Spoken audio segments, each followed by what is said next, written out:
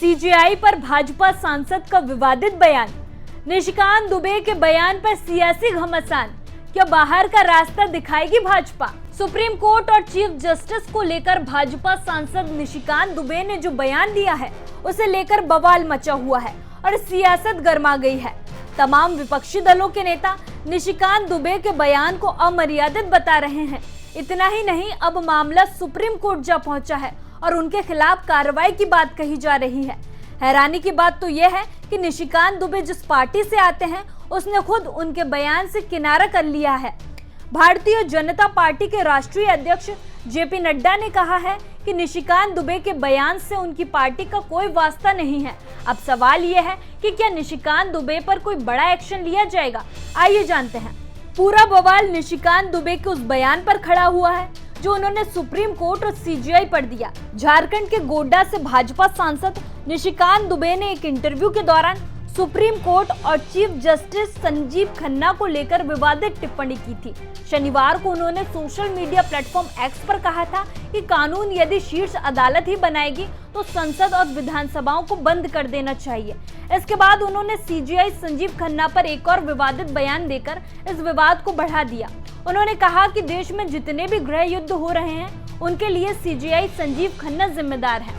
इतना ही नहीं, निशिकांत दुबे ने भारत के 17वें मुख्य चुनाव आयुक्त रहे एसवाई कुरैशी को लेकर भी तीखी टिप्पणी की है।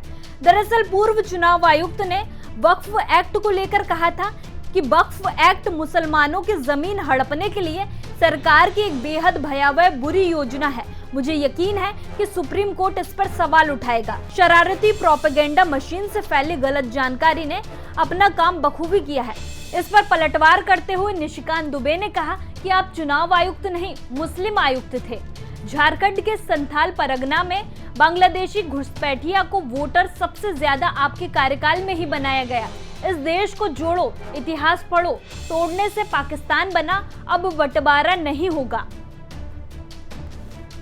विपक्षी दलों ने निशिकांत दुबे के बयान की कड़ी निंदा करते हुए कार्रवाई की मांग की है। कांग्रेस और आम आदमी पार्टी ने इसे न्यायपालिका के खिलाफ हमला करार दिया है। कांग्रेस नेता पवन खेड़ा ने निशिकांत दुबे के बयान को लेकर पीएम मोदी और भाजपा पर निशाना साधा। उन्होंने कहा कि ऐसा बिना प्रधानमंत्री की स्वीकृति के नहीं हो सकता है। प्रधानमंत्री अपने आप को बहुत मजबूत मानते हैं, लेकिन अगर ये बयान उनकी बिना स्वीकृति के दिया गया है तो फिर पीएम बहुत कमजोर हो चुके हैं। ये बिना प्रधानमंत्री की स्वीकृति के, आप जानते हैं कि ये अपने आप को बहुत मजबूत मानते हैं प्रधानमंत्री, तो उनके बिना इशारे के भारतीय जनता पार्टी का एक सांसद इस तरह की टिप्पणी कर ही नहीं सकता। और अगर ये उनकी स्वीकृति के बगैर हुआ है तो प्रधानमंत्री बहुत कमजोर हो चुके हैं। ना उनकी अब सरकार पे पकड़ है, ना उनकी अब पार्टी पे पकड़ है।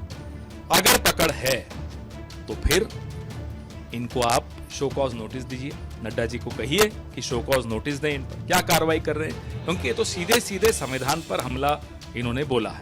पहली बार नहीं हो रहा है।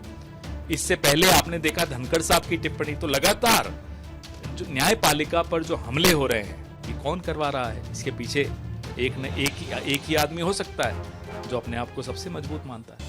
भाजपा ने निशिकांत दुबे के बयान से किनारा कर लिया है।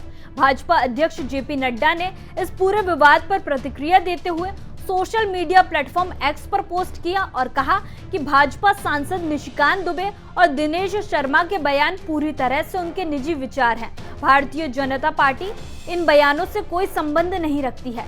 पार्टी ऐसे बयानों से न सिर्फ असहमति रखती है बल्कि उन्हें सिरे से खारिज करती है। जेपी नड्डा के इस बयान के बाद नुपुर शर्मा भी सुर्खियों में आ गई हैं। एक वर्ग का कहना है कि जब भी कोई बीजेपी नेता सच्चा बयान देता है, बीजेपी उनका साथ छोड़ देती है। बयानों से पार्टी ने किनारा कर लिया है। आपको बता दें कि नुपुर शर्मा की एक विवादित टिप्पणी के बाद भाजपा ने उनके बयान से किनारा करते हुए पार्टी से बाहर का रास्ता दिखा दिया था। निशिकांत दुबे के विवादित बयान को लेकर अवमानना की कार्यवाही की बात कही जा रही है।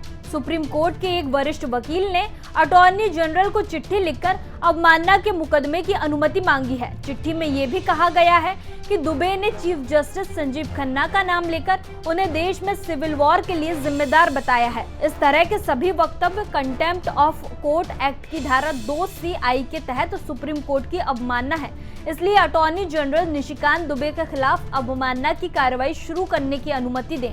इसके अलावा पूर्व आईपीएस अमिताभ ठाकुर ने भी सुप्रीम कोर्ट में इस मामले पर याचिका दाखिल की है।